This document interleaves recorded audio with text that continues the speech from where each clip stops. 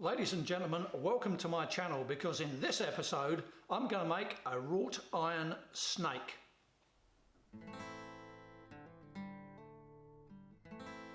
Okay, ladies and gentlemen, in this episode I'm going to be making a wrought iron snake. I'm just going to make it out of a piece of scrap. I think that's a 3/8 or 10mm round bar that I've got from a scrap metal yard. I'm going to cut that off at about 12 inches or so, you know, something like that. And I'll take it out to the forge, and we're going to forge ourselves a little ornamental snake. This is a beginner's project. It's a very easy project.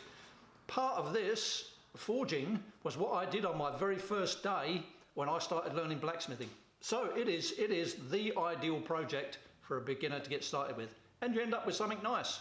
Cool. Let's go make ourselves a snake.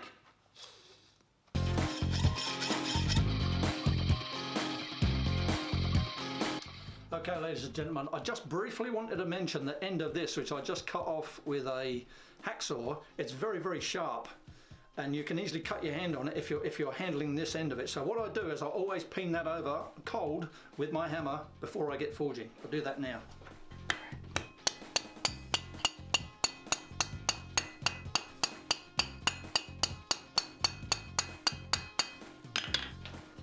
There you go, just like that.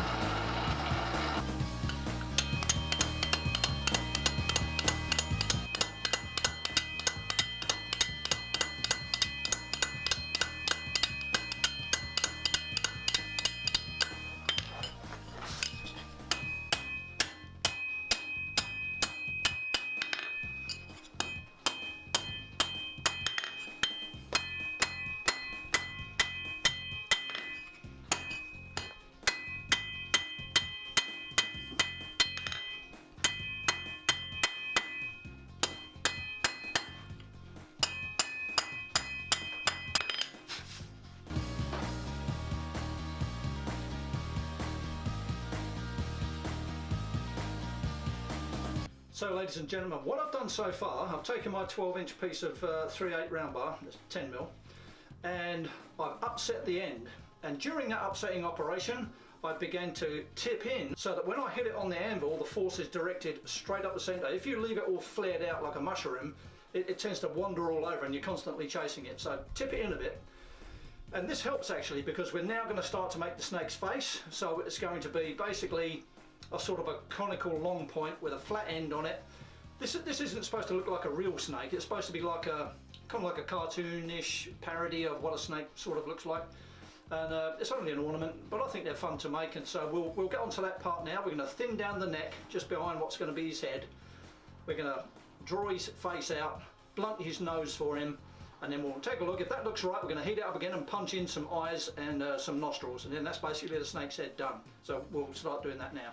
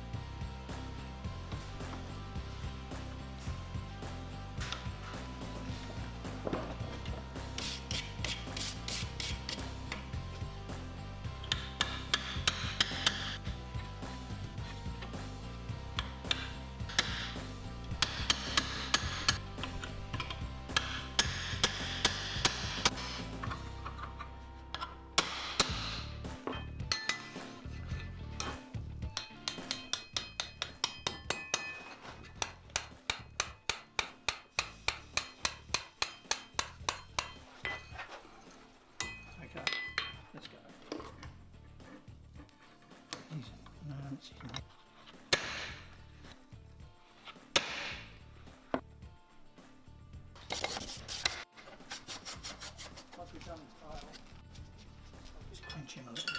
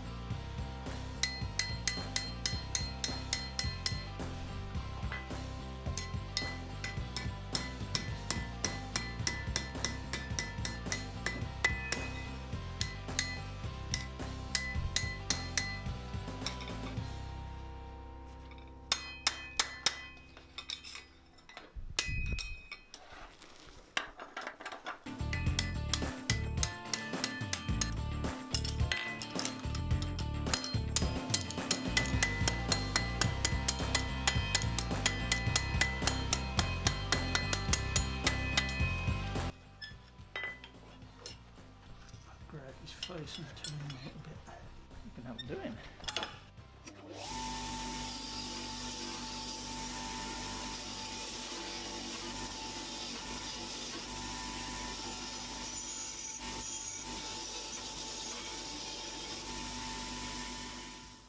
Okay, ladies and gentlemen, so that's our little snake made at the forge. Here he is here.